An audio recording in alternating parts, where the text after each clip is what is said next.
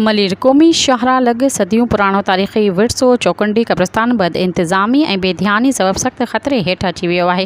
मंशा जा आदि माण्हू हीरोइन जी क़ब्रिस्तान जी हिफ़ाज़त ते इब्तिन जो लोहो बि कढी विकिरो करण लाइ इब्तिन खे टोड़णु शुरू करे छॾियो आहे, जंहिं करे इब्तिन जे किरण जो ख़तरो वधी वियो आहे ऐं भितियूं बि किरण लॻियूं आहिनि। यादि रहे त चौकुंडी क़ब्रिस्तान न सिर्फ़ु सिंध पर पूरे पाकिस्तान जो अहम सक़ाफ़ती ऐं तारीख़ी विरसो आहे, जेको 16वीं सदीअ जे फ़न तामीर जो बेमिसाल नमूनो आहे।